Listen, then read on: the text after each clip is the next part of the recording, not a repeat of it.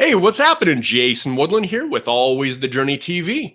We're moving right along. We are on Monday morning right now, and I'm extremely excited to have another really amazing guest on.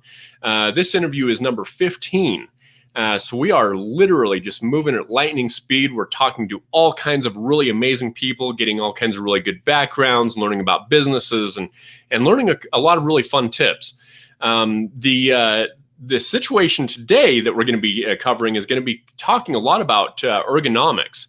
The thing that's sort of funny, of course, well, it's funny and not funny. Everybody automatically had to be transferred into their home offices with everything going on here in 2020.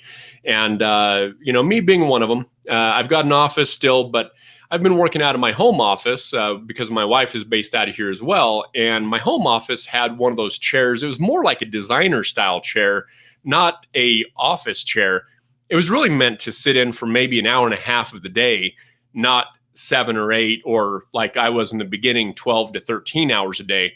And so it was only up until a couple of months ago that a light bulb went off, and I thought, I need to get a reasonable office chair for my home office. So here I am with this office chair, and it works dramatically better. My headaches have reduced. It's awesome. So anyway, I wanted to give a special shout out to a local business, as I've been doing on these interviews. So today's shout out is to 3 Cups Coffee in the heart of Holiday, Utah. They're located at 4670 South Holiday Village Plaza, number 104. If you haven't been to 3 Cups, definitely go and check them out. They do a lot of really great takeout stuff. They've got, of course, coffee. They've got all kinds of teas. They've got desserts. They've got gelato, and their gelato is phenomenal. And they've got a lot of really cool in-house made desserts and both savory and sweet kind of things. So definitely check out 3 Cups. Say what's up. So today, my guest is my friend Rachel Michael. She is a certified professional ergonomist. Now, I hope I said that correctly. She'll correct me soon enough. But that is known as a CPE. And she's also a certified healthcare safety professional, which is what is known as a CHSP, and president emeritus of the board of directors for the Board of Certification in Professional Ergonomics. Say that 3 times in a row really quickly. Rachel ensures systems leverage their human components for safe, productive, and efficient outcomes, and has over 20 years of experience implementing successful ergonomics controls and programs in diverse industries. An energetic and engaging trainer, she is a frequent speaker at industry events and is currently the administrator of ergonomics practice specialty under the American Society of Safety Professionals and co-chair of the National Ergonomics Conference. So today we're going to learn a bit about ergonomics. We're going to learn about her specialty and what she does in her business. And she's also going to share a couple of tips on what we can do to better ergonomicize ourselves in our new home office settings. So ladies and gentlemen, please allow me to introduce my friend, Rachel Michael. What's happening? Hey, my friend Jason. Good morning. Thank you so much for having me on your show. Absolutely. It's a sincere pleasure. I'm glad to see you. And you're based out of Heber, Utah. Is that right? Yes. Near Park City, up in the mountains, a little bit higher, where we've got a little bit more snow than some others. That's right. And I love your fan. We talked a little bit about that. Mm-hmm. Fun color, teal. So that's great. But how's your morning going so far? My morning is going great. It is a sunny morning here. I'm excited to get some things wrapped up before the holiday break this week, and looking forward to it. Yes, it's definitely going to be a busy week ahead. That's for sure, because it's all crammed down into 3 days. It is trying to wrap up a lot of things. Awesome. So Rachel, did I say that word correctly? You did. Well done. Yes. You got the last part, the ergonomicize. I'm not sure that's a word we've used yet, but if I know you, you'll have a hashtag around it in about 15 minutes, and it's probably going to be trending. I will have a hashtag around that. Ergonomicize yourselves in 2020. We're going to get it done. Awesome. So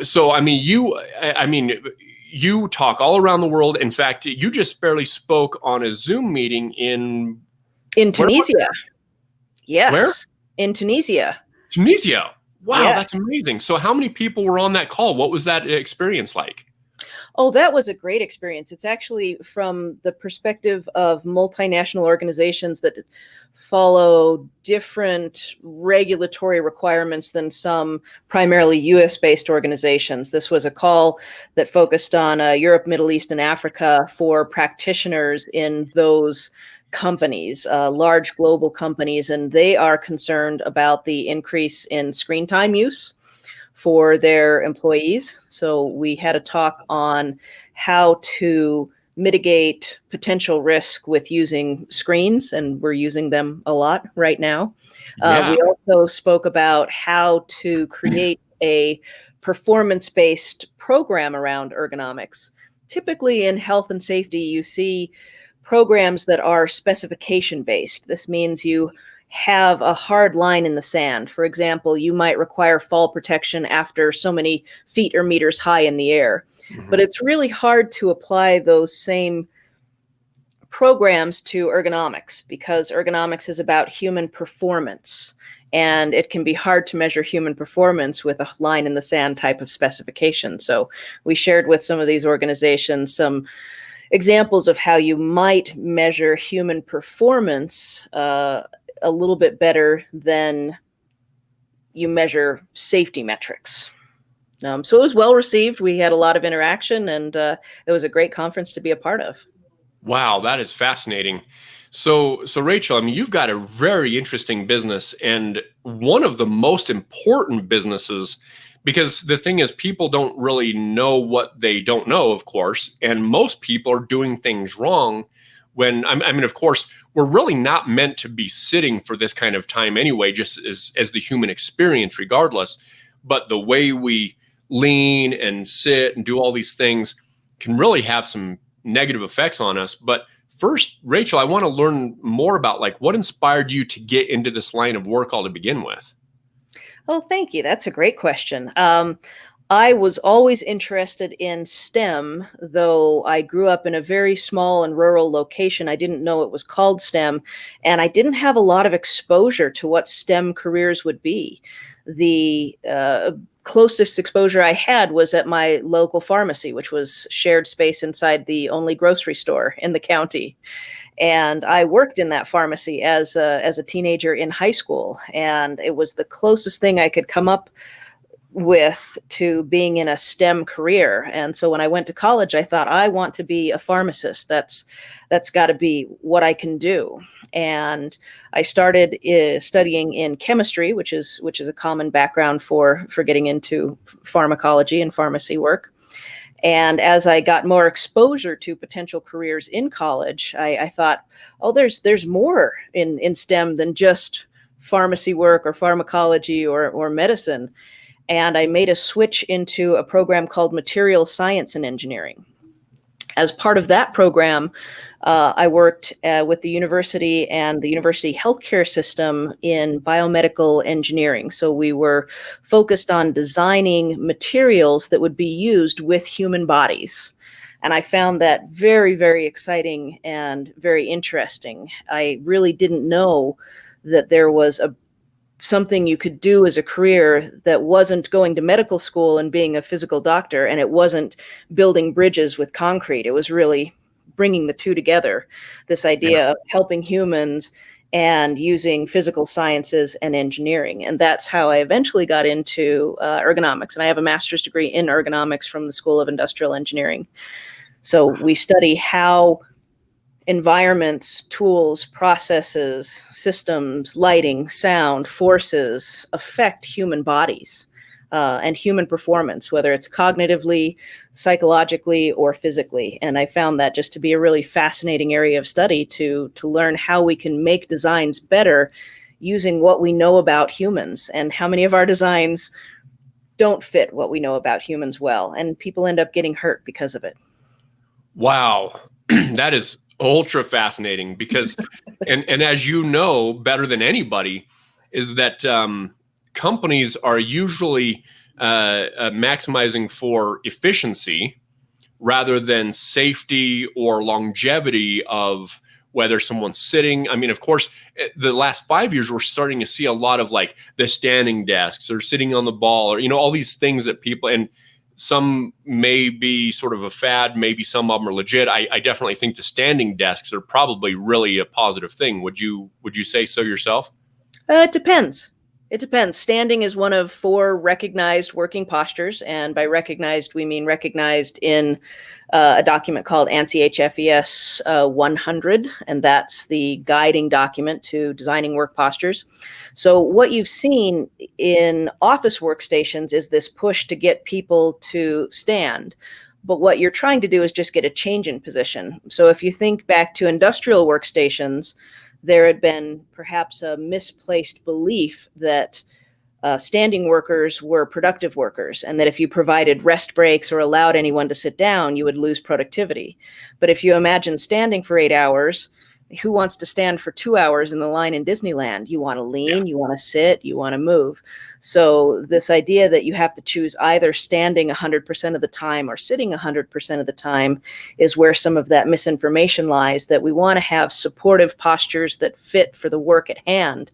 And we want people to be able to move throughout the day, move between postures. And even in seated postures, you can still get movement. And with standing postures, you want to have the ability to trade off support. So can you stand and lean on one foot?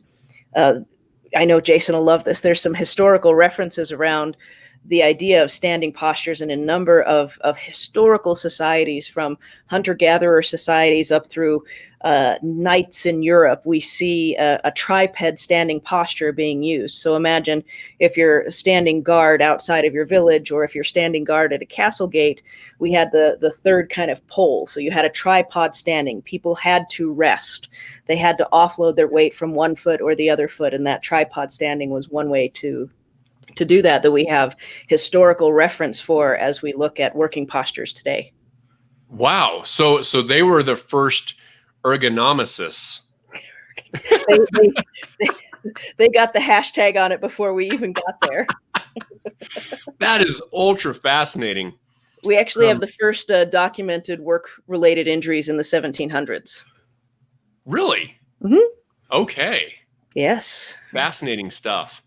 So, Rachel, tell me more specifically about your business. So, what is it that you specialize in, and what are the types of businesses you work with? If you could go into a deeper dive on that, that'd be great. Sure. So you mentioned that a lot of businesses may focus on productivity as opposed to health and safety. And what we really want to show businesses is that in focusing on human performance, human abilities, and human limitations within your design, you get the best performance and you get safe people. So it's telling that stories to industries, whether it's manufacturing or healthcare, food production, or even fighter plane production. We want organizations to understand that if you match your environments and your tools and your working areas to what we know humans are good at and what we know humans aren't good at, you will have better performance across the system as a whole, and you'll have less injury, and you'll have happier employees because they feel like they're part of a system that works instead of fighting against a system. Wow. Okay. Interesting. So, and I've brought this up on another interview. We were talking about the book. I think it was Jim Collins that wrote From Good to Great. And he was talking about having the right people on the bus all to begin with, and then the right people in the right positions on the bus. Now, he was talking about a little bit more from the perspective of maybe talent or knowledge or interest in the actual job. So you're not going to have the person who's passionate about marketing stuck in accounting and vice versa.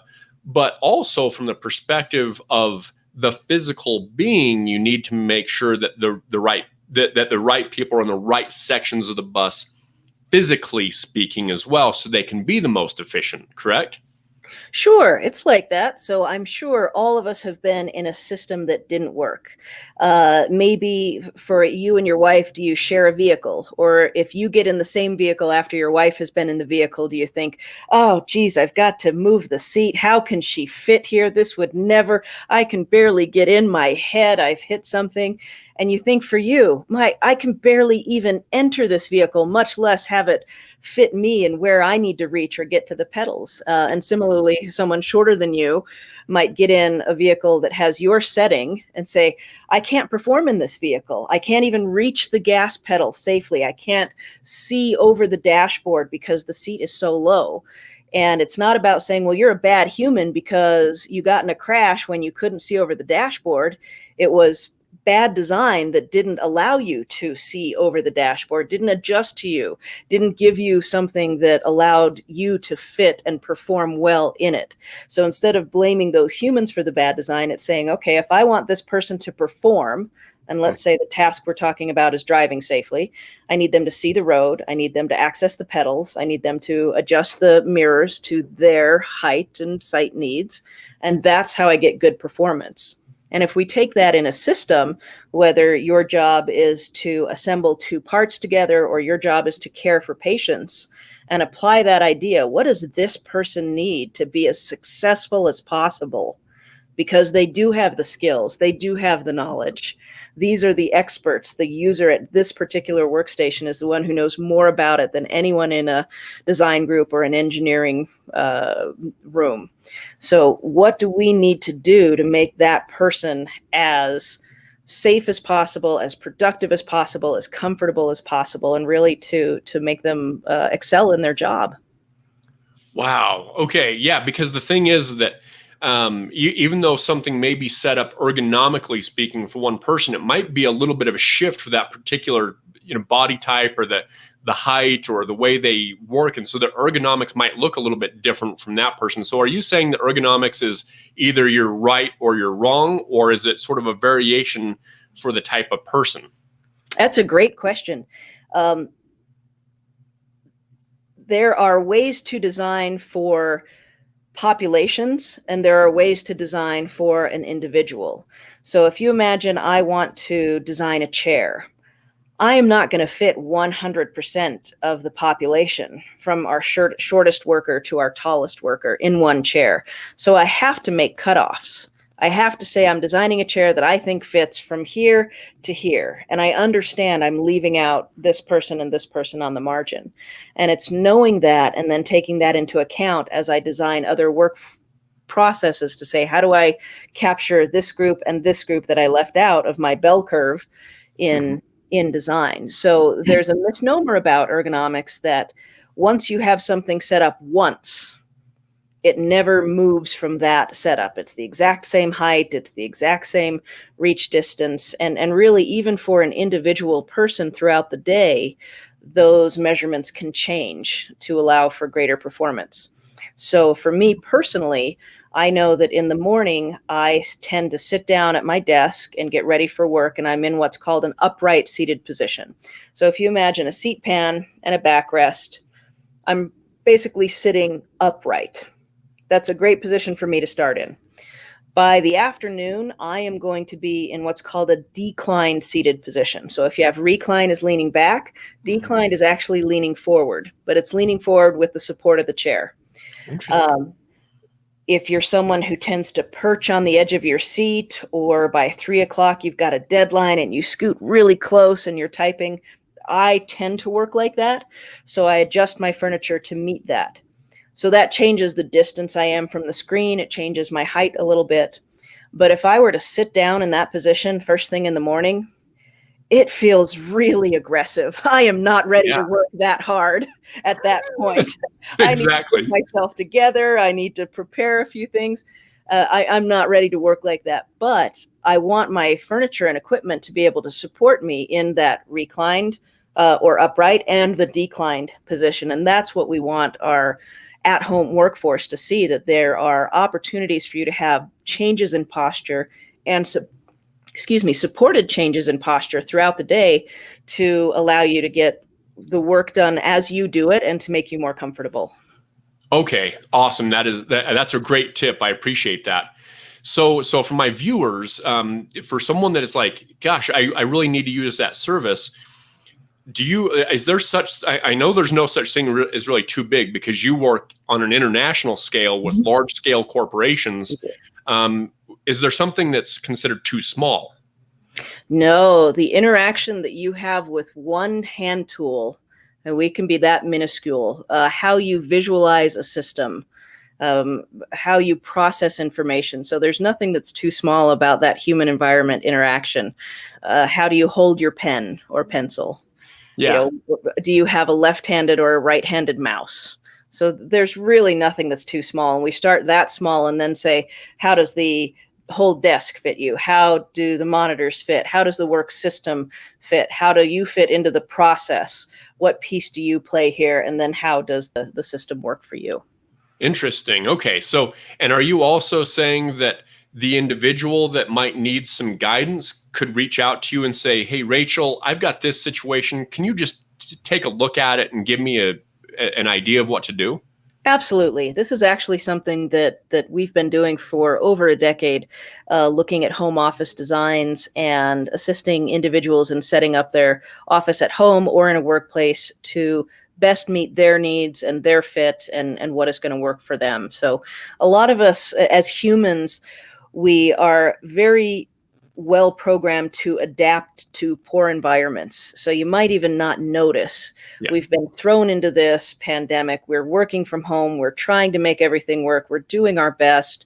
We want to be good employees. We want to complete our work. And only after a few months have we taken a step back and said, boy, I feel this difference. It's hurting. I've been sitting on the couch with a laptop. This doesn't fit me anymore, but I'm still trying to get my work done. I'm still trying to be productive. And we get into bad habits, and it's only when we hurt so much that we can't function, oftentimes, that we take a look at what those environments look like for us and what they've done to our bodies. Yeah, definitely. And like I was saying on the intro, the chair that we had in this office, I mean, it's a really cool looking chair, but it's wood and it's definitely not meant to sit possibly at all, but it was definitely just for the aesthetic of it. Mm-hmm. And when I started sitting in it, in the beginning, I mean, it was 12 hours easily every single day. And my shoulders, and of course I'm 6'4", so I can easily discombobulate with my sitting situation and everything. And so when I changed to this, I mean, of course, I'm sure this isn't like your top-notch ergonomics chair, but it's a world of difference, because I was only going into my physical office every, once or twice a week or so. So it's wild how even just small adjustments can make a dramatic difference. It is. And one of the analogies we like to use is in purchasing a car. How much time did you research the vehicle you want to be in? How many different vehicles did you test? Did you sit in? Did you determine, can I adjust this vehicle to my needs? If you're sharing a vehicle or sharing a workstation with someone, did you both get in and say, okay, can you reach the pedals and can this other person reach the pedals? And then how much money did you put into that for something that's going to be a commuter car? You're going to be in maybe 2 hours a day, run to the grocery store, run back. And if you imagine you're going to be sitting at this desk, like you said, in this workstation, 4, 5, 6, maybe end of quarter for you guys in the financial world, it's going to be 8, 9, 10 hours a day. Have we put the same amount of effort and time and consideration into something that we're putting our butts in for 10 hours a day, into the health and safety of it, as we are something that we're putting our butts in for 2 hours a day? Now, you're obviously much more likely to have a severe injury in a car accident, but you are concerned about the safety features and what this car can do to protect me. If your butt's going to be in it for 10 hours a day, are you looking to see, is there something that could be better for me and safer for me as I go through this? Very good points there. So to sort of recap this section, so if someone's watching this and they've got a 2-person office, you can give them advisement. Mm-hmm. If they've got a 15-person office, you can give them advisement. And if they've got a 22,000 person company with 3 call centers across the country, you can help them there as well. Absolutely. And Absolutely. internationally. Yes, and internationally. All right. That's very good to know, because I know there's going to be some people that watch this that might be like, oh my gosh, you know what? It's almost guaranteed us in our home offices are all doing it wrong to some level. Would you agree with that? You could probably do it better.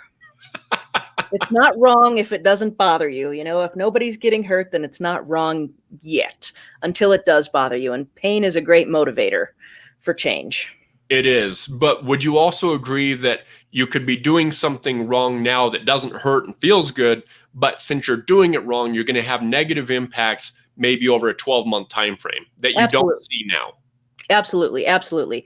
And the indications are that it's not 12 months. We've already got some early data points suggesting that upwards of 50% of us workers in the US that have been moved to a home-based office, over 50%, I believe the number we publish on our website is 58%, reported increased discomfort in the neck, back, and shoulders since having moved to home.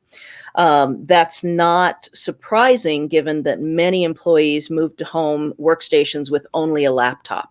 Yeah. They weren't set up for it. They didn't have external monitors. They didn't have external input devices like keyboard and mice. And when we think of what your body looks like working on a laptop, there's no way to reconcile where your head is with where your hands are on a laptop. So the first key, if you can do nothing else at an at-home workstation, is to get that screen up. So you can do that on a pillow, change the screen. The cheapest way is to get an external keyboard. You know, for something under $40, you can get a keyboard that plugs in externally. Then you'd use your laptop screen as your primary monitor and get it up so your head can get up. If you can get a secondary monitor, that's a great option as well. And use your laptop keyboard, or have a secondary monitor and a separate input device, which is what a lot of the workstations we moved from looked like in corporate America. We had a desk, we came in, plugged our laptop onto a docking station, maybe had it as a secondary screen, and then worked from a primary setup that included a monitor and a keyboard and a mouse. And it's really trying to replicate that in your home office as much as possible. Right. Okay, perfect. And we've already touched on this a tiny bit, but as far as geographic locations, where would you say that you like to spend? I mean, you can work all around the world, and especially now in this sort of this quasi setting where we've got Zoom and all these other platforms. But where would you say the bulk of your clients are usually found? Oh, that's a great question.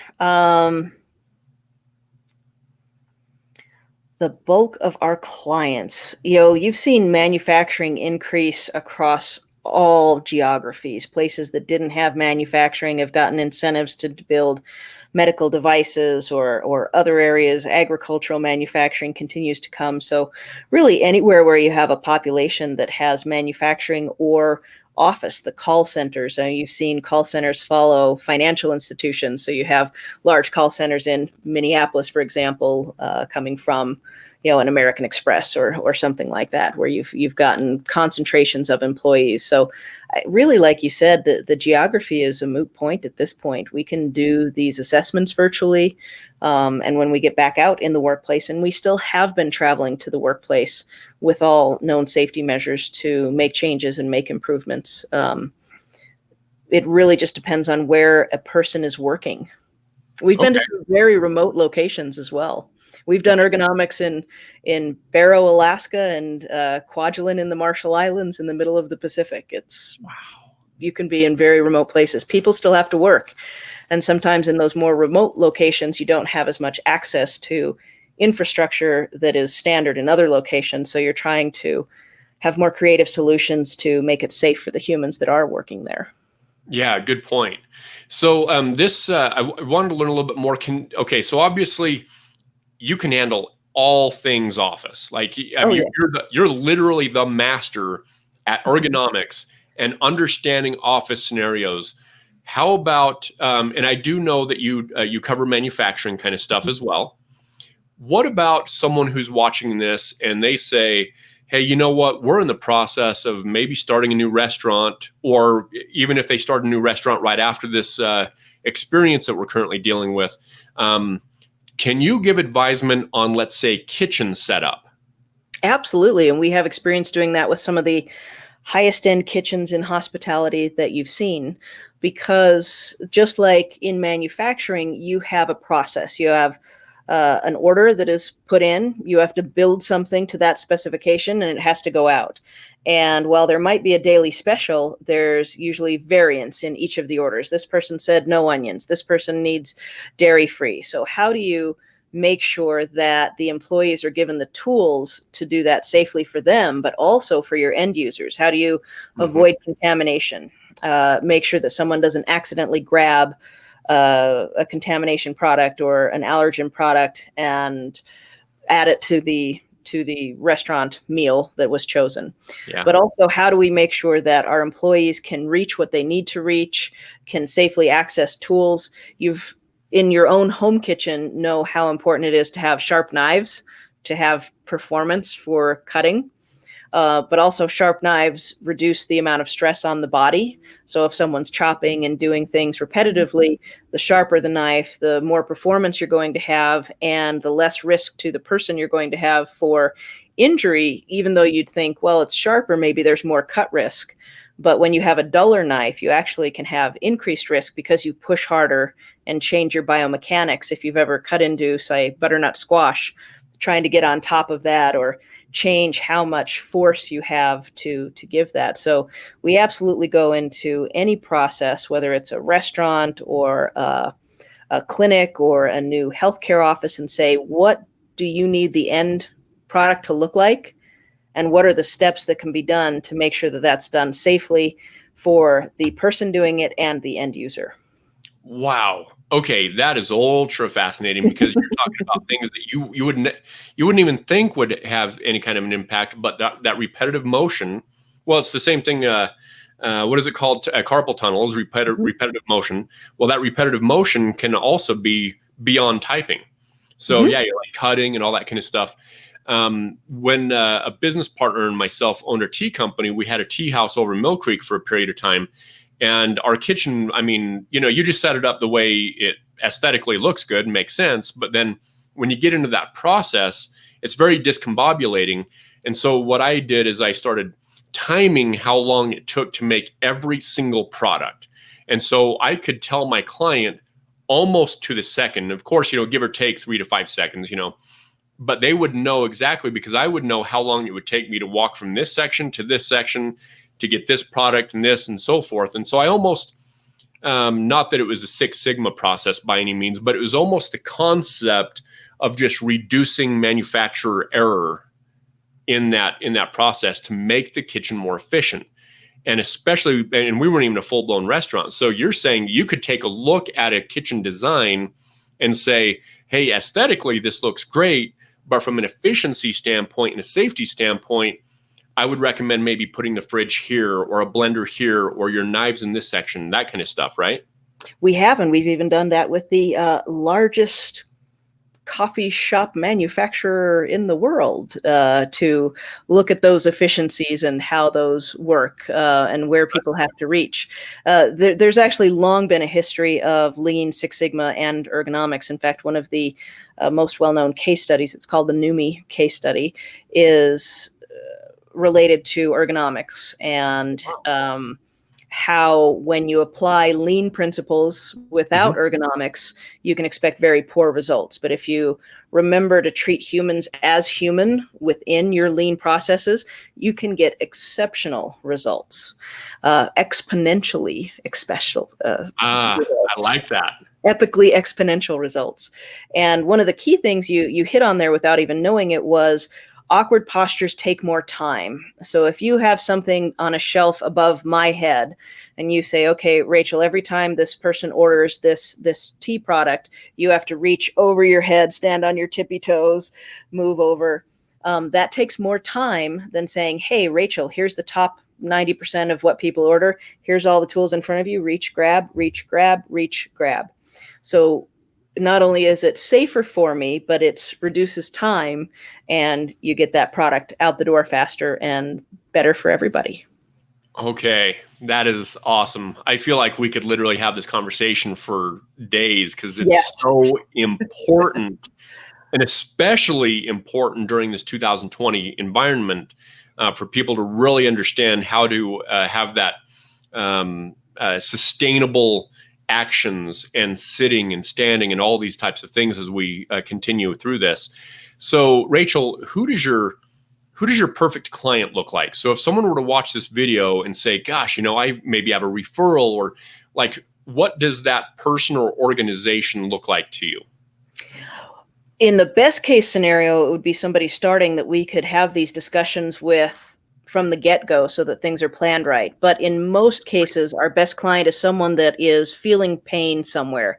Why do I continually struggle to get employees that stay in this position? They keep saying they're uncomfortable and they leave. Or why do I continue to have problems getting this product out the door? According to my engineering measurements, we should be able to get it done in this amount of time, but we are consistently not meeting that. Usually there's a place where the system doesn't match the human, and we can find that and fix it. So if someone's just not getting an operation running the way they feel like it can at its best performance, or it should be able to at its best performance, there's some kind of bottleneck, whether if it's an office area or a production facility, there's something that isn't working right. We can come in and look for what that is. Nice. All right, that's great. So, Rachel, what would be the best way to get a hold of you if someone wanted to learn more, or maybe have you come in and do a consultation for them? That's great. I think you've got a banner technology here that's going to bring our website up. So our website is Exponent EHF because we get you exponentially good results using ergonomics, human factors, and systems engineering. So that EHF is for ergonomics and human factors. Exponent EHF, we've got a thought leadership blog. You can see all kinds of case studies, news stories, what's going on.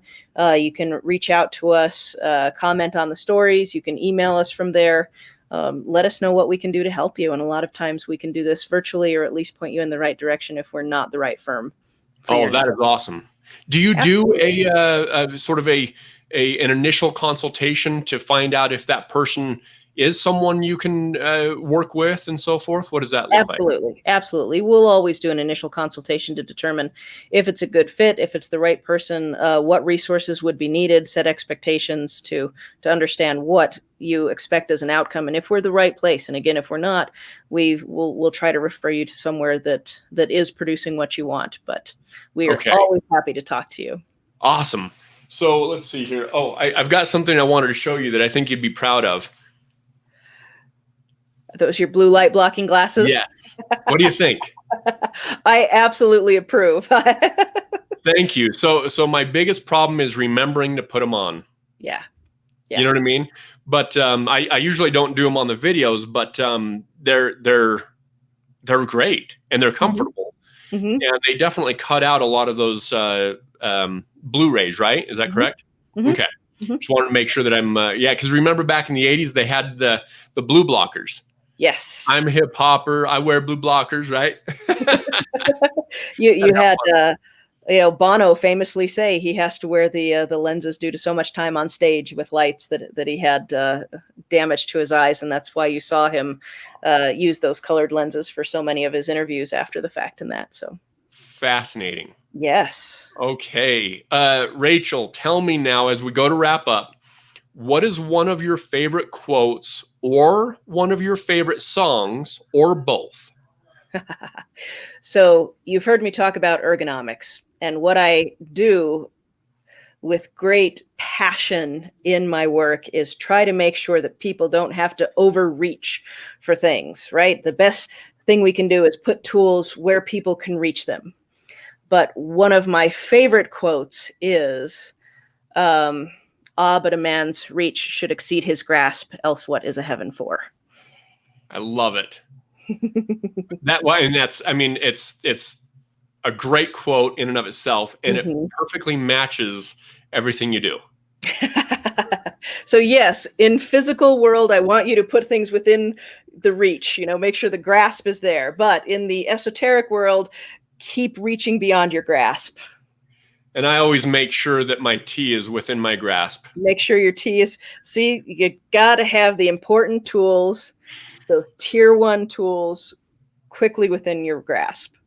Awesome. Rachel, this has been a sincere pleasure having you on the show. Thank you, Jason. I've appreciated spending some time with you this morning. It's always fun to catch up. It is. I agree. Thank you so much. And I'm gonna put you in the green room for just a few moments. Yes. So I'll wrap up. Is that cool? Absolutely. Thank you all. Thank you all. Right. Cool. Thanks so much.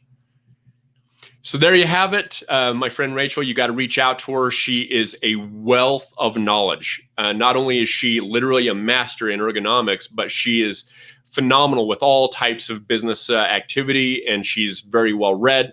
Get to know her, get to network with her. You've got questions on anything to do with ergonomics, like you heard her say, if you're a two-person shop, if you're a one-person shop, two-person, 15, you've got 20,000 people in your organization, reach out to her because she can point you in the right direction. And that's her website. So definitely check them out there. And please subscribe. Thank you very much for joining us. We're having a great time interviewing some amazing people and shining light on people's businesses. So I hope you found some value out of this. Throw us a thumbs up, throw us a comment. If you've got any questions, we'll be right on top of it for you. Anyway, I wish you a wonderful week. It's Thanksgiving week, so have a good time. Stay safe out there, and much love to you all. Bye.